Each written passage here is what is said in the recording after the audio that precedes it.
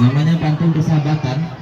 Ini dilaksanakan oleh Abang Azrizal Nur ya, salah satu perluas perkumpulan pemantun se-Indonesia. Jadi saya salah satu penulisnya. Ini buku ini ditulis oleh kami pemantun dari Sabang sampai Merauke. Dari Papua juga ada pemantunnya. Dari Kalimantan Barat, Pekanbaru, ya, semua ada. Sampai dari Padang, pokoknya 34 provinsi menulis pantun. Dan saya salah satu penulisnya. Ini namanya pantun persahabatan. Dan saya juga termasuk finalis kategori guru, satu-satunya mewakili Batam masuk 10 besar finalis pantun se-Asia Tenggara waktu itu. Jadi dari Brunei, Singapura, Malaysia, Indonesia, saya satu-satunya pemantun yang berhasil lolos sampai masuk kategori 10 besar se-Asia Tenggara ketika itu, dan diminta menjadi juri penilai pantun se-Asia Tenggara juga untuk kategori siswa SD. Nah, itu dia. Jadi prestasinya seperti itu. Nah, kalau silat kami tadi ini sudah sampai kemana-mana, juara 1 di Yamaha Go Talent, juara 1 di berbagai event. Nah, juga seperti itu. Nah, juga salah satu juga penulis di kumpulan pantun Mutiara Budaya Indonesia. Sama, ini diikuti oleh 34 provinsi. Masing-masing provinsi mengirimkan perwakilan yang mau ikut. Salah satu contohnya seperti ini. Nah, ini ibu ini Renawati ya. Nah, itu seperti itu. Jadi setiap pemantun pasti ada fotonya. Ini dari Batam, Kepulauan Riau, pemantun-pemantunnya. Salah satunya Bapak Kasmuri nih. Kalau yang pernah nengok beliau MC, ini MC kondang nih. Biasa dipakai oleh Bapak Wali Kota. Ini Bapak Kasmuri. Nah ya. Oke, ini juga kita dari pemantun Tanjung Uma, Ayah Jalak Lempeng ya. Juga pemantun senior yang sudah berlalang buana kemana-mana. Udah pernah sampai ke Malaysia. Jadi pantun itu sebenarnya 4 baris ya. 2 baris pertama itu dikenal dengan sampiran, dan 2 baris terakhir dikenal dengan isi. Jadi cara berpantun biar cepet, cari dulu isinya baru sampiran. Kamu mau nyampaikan apa gitu ya, misalnya dari mana hendak kemana, mengapa ramai di depan pintu, itu isinya. Dari mana hendak kemana, hendak pergi ke Selat Melaka, singgah sebentar ke Tanjung Batu. Dari mana hendak kemana, mengapa ramai di depan pintu. Nah, jadi pantun yang seperti itu adik-adik. Jadi pantun ini syarat atau syarat akan budaya dan isinya harus kaya akan arti dan makna. Jadi jangan sembarang buat sampiran. Misalnya sembarang buat sampiran tuh kayak gini, ikan hiu makan permen, ya kan? I love you para ini apa men-men gitu. Itu pantunnya udah sembarang ngawur. Jadi tidak boleh bikinnya seperti itu. Jadi bikinlah pantun itu yang mempunyai kaya akan pesan dan moralnya seperti itu adik-adik. Ya. Jadi sampirannya itu dengan isi makan enak di waktu siang. Meskipun sahabat sedari kecil, perselisihan hilanglah kasih sayang. Jadi kancil itu vokalnya I, siang vokalnya A, kecil I lagi, sayang vokalnya A. Jadi kancil, siang, kecil, sayang. Jadi itu bisa dibilang vokalnya A, I, A, I, A. Seperti itu adik. Nah, pantun juga bukan di ujungnya saja abi-abi. Ada pantun sempurna namanya. Jadi di awalnya harus AB-AB, tengahnya juga AB, akhirnya juga AB-AB. Ada pantun tuh. Semakin sulit pantunnya maka akan semakin bernilai tinggi. Ini contoh, mentimun itu U vokalnya. Suka dimakan kancil, I. Dimakan, A vokalnya. Enak di waktu siang, A lagi. Meskipun U, sahabat sedari kecil, I. Perselisihan, A. Hilanglah kasih sayang, A. Jadi dia ini pantun yang hampir sempurna. Karena di awal AB-AB, di akhir juga AB-AB, di tengahnya dia nggak ada. Ini menulis pantun yang sempurna. Ada lagi bukunya saya nggak bawa pergi, dia penting sempurna. Biasanya salam dulu, ya. Dari pihak laki-laki, kita mulai dulu ya. Nanti yang akan dihantar itu adik-adik ini anggap saja yang di sini syaratnya itu harus ada tepak sirih. Ini anggap aja nih tepak sirihnya. Tepak sirih itu isinya apa? Datuk sirih, pinang, kapur, ya, seperti itu, gambir, kacipnya untuk pemotong ininya, pemotong pinang ya.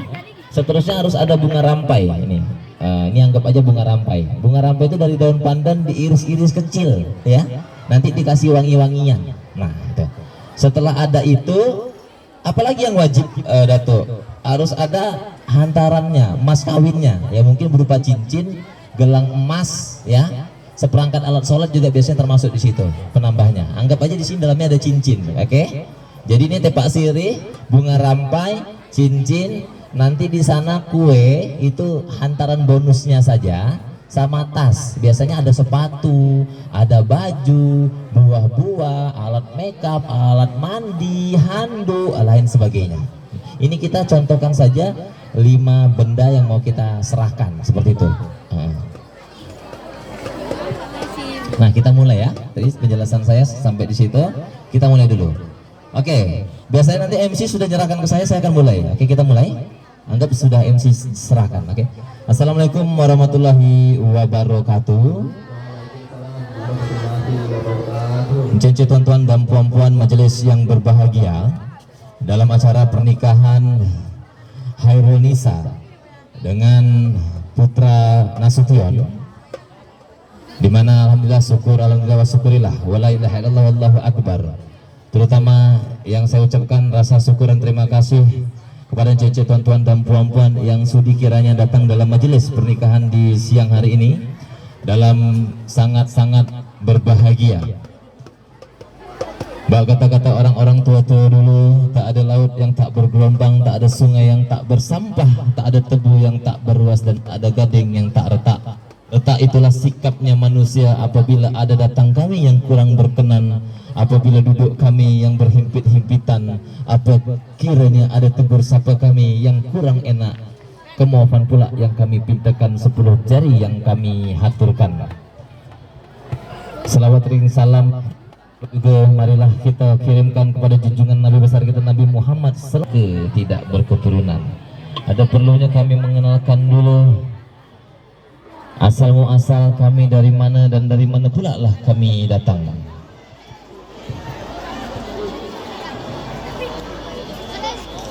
Hendak pergi tepi muara, pergi pula dengan Cik Jamal.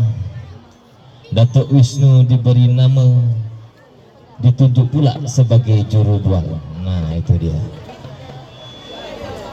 Sungguh indah baju kebaya, dipakai pula oleh Cik Ipal. Kalaulah boleh saya bertanya, dengan siapa pula hendak berbual? Tak mungkin pula cakap sendiri, tentu ada teman berbual. Nah, tentunya juga kami akan menyerahkan sebuah tepak ini untuk pembuka jalan. Bak kata-kata orang-orang tua, bukan kapak sembarang kapak, hulu kapak itu kayu, bukan tepak sembarang tepak, tepak tradisi pusaka Melayu. Ini kami serahkan dulu Datuk sebagai pembuka jalan, sebagai berbuka bincang. Katanya pada adat di Julang, sama-sama kami berikan. Hendak kesugi mengambil kacep, hendak kesugi mengambil kacep, jangan lupa membawa pinang. Sudi kiranya tepak sirih Datuk cicep, baru kita duduk berbincang.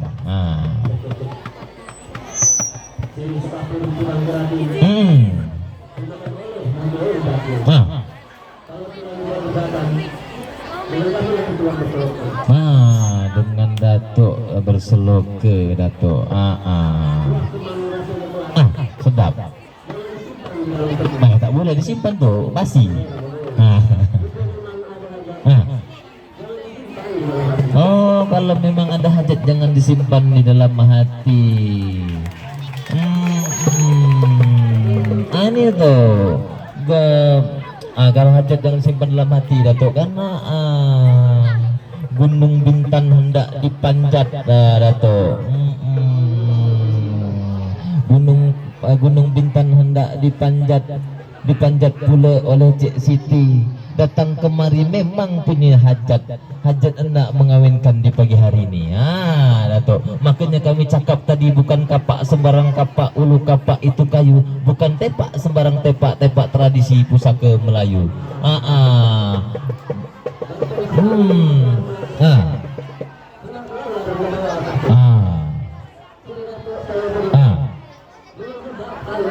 Dia memang sedap kalau dicicip, Datuk. Pergi ke Sugi mengambil kacip, perginya pula oleh Cik Sakmah.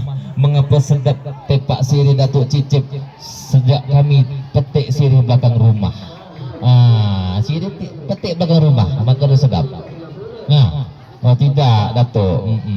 Itu tu terima tu itu tepak sirih terima. Kiranya lanjut, Datuk.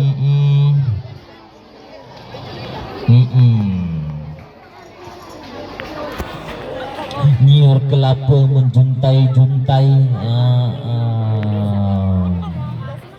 nyiur kelapa menjuntai-juntai, airnya jernih lalu direnjes.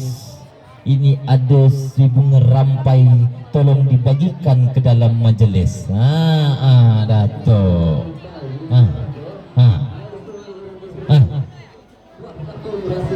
Sedap.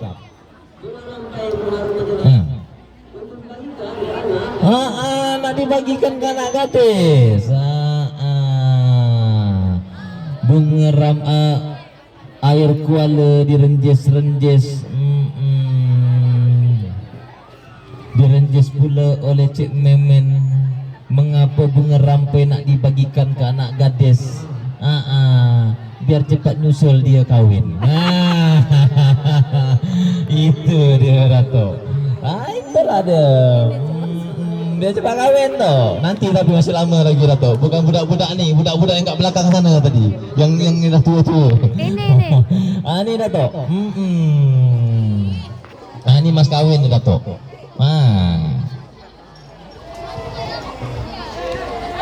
Hendak pergi ke Batu Selicin, jatuh terjerembab lalu menangis. Ini ada sebentuk cincin, tolong disarungkan di jari manis. Datuk, kiranya tu.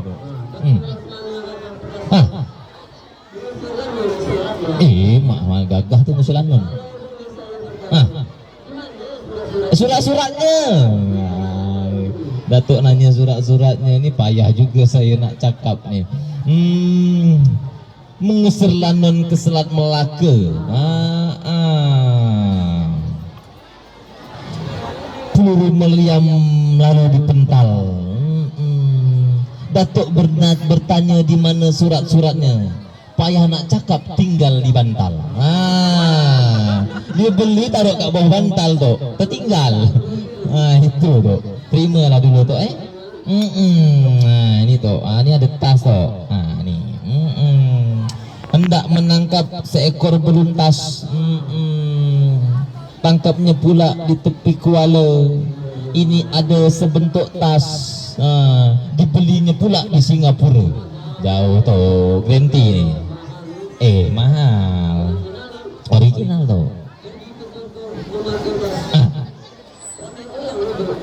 Iyalah. Pergi berjalan, iya. Jalan-jalan tu. Ini tu lagi tu terakhir tu. Tengok dulu tu, saya telik dulu ni. Sedap itu ini. Main goli, pergi kual, main goli, pergi bertiga. Main goli, perginya bertiga. Datuk.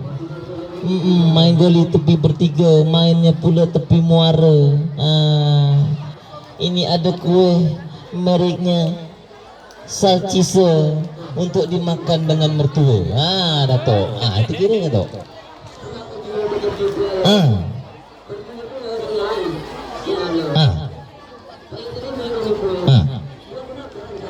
Iyalah buat makan. doakan calon mertua tuh. Belum nikah lagi calon mertua, kalau dah nikah lah mertua pula. Tak kiranya itu saja tuh yang dapat kami berikan. Jangan dilihat daripada isinya Datuk, maka dilihat daripada maknanya. Intinya menyambung kedua belah keluarga ini menjadi keluarga besar. Tentunya kepada pengantin juga supaya menjadi pengantin yang sakinah, mawaddah dan warahmah. Datuk, kiranya kami datang kurang tepat, mohon dimaafkan. Kata-kata orang-orang tua-tua dulu, kata Datuk Laksmana Hang Tuah, dari jauh menjunjung duli, dari dekat mengatur sembah. Mohon maaf kami diberi atas segala hilap dan salah. Kiranya itu saja Datuk yang kami dapat sampaikan, kiranya sebagai perutusan pihak laki-laki. Mohon kiranya dapat diterima. Kami tutup dengan Assalamualaikum warahmatullahi wabarakatuh.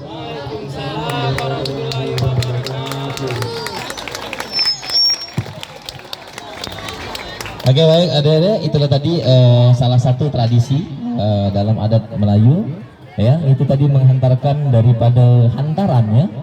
Tentunya setelah itu selesai baru masuk Bapak Kua. Tahu Pak Kua ya, yang menikahkan pengantin tuh. Baru dia datang, dia menikahkan, selesai menikah kata sah tuh, sahlah jadi suami istri. Baru sungkeman, salam-salaman kepada kedua orang tua, minta doa restu, baru dia bertepuk-tepung tawar. Baru doa, sesi foto, tutup, kita makan, kenyang perut. Jangan lupa amplop ke undangan tu masukkan, balik. Kiranya itu saja yang dapat kami sampaikan kepada adik-adik para generasi muda penerus bangsa. Saya amat tersanjung diundang ke sekolah ini. Jarang-jarang sekali ada anak-anak seperti adik-adik ini yang ingin mengetahui budaya Melayu Kepulauan Riau, yang kami harapkan tidak pupus dimakan zaman, ya, tidak lekang oleh waktu. Nanti adat ini akan terus diwariskan kepada adik-adik, dan adik-adik kami harapkan mewariskannya lagi kepada adik-adik yang setelahnya nanti, sampailah ke anak cucunya nanti, ya, sehingga adat kita ini akan terus tegak di muka bumi. Kata Laksmana Hang Tuah, dia berkata sebelum dia meninggal, dia berpesan, takkan Melayu hilang di bumi. Artinya Melayu ini bukan suku adik-adik, bukan suku. Melayu ini adalah bangsa. Melayu ini adalah bangsa. Makanya kalau adik-adik ke Malaysia ada Melayu, adik-adik ke Singapura ada Melayu, adik-adik ke Papua ada Melayu, adik-adik ke Kalimantan ada Melayu, adik-adik ke Vietnam ada Melayu, adik-adik ke Kamboja ada Melayu. Karena Melayu kerajaannya luas dari Sabang sampai Merauke, sampailah ke luar negeri zaman dahulu. Makanya Melayu ini dikatakan bangsa, bukan suku. Itu dia. Itu beradik-adik ketahui. Beda dengan suku yang lain, dia suku namanya. Kalau Batak di Batak saja, Padang, Minangkabau di Padang saja, dia tak akan ada di Batam. Tapi kalau Melayu di mana-mana ada, makanya dia disebut bangsa. Itu saja yang mungkin dapat saya sampaikan. Nanti boleh kita berbincang, kepada yang ingin mewawancarai, boleh nanti kita berbincang di bawah pohon ini boleh, atau di kursi di mana yang tempat selesa. Kata orang Melayu itu tempat selesa itu tempat nyaman, ya. Jangan salah pula, selesa apa pula kakak cakap. Itu saja, terlebih dan kurang kami mohon maaf, kami ucapkan dan kami tutup dengan Assalamualaikum warahmatullahi wabarakatuh.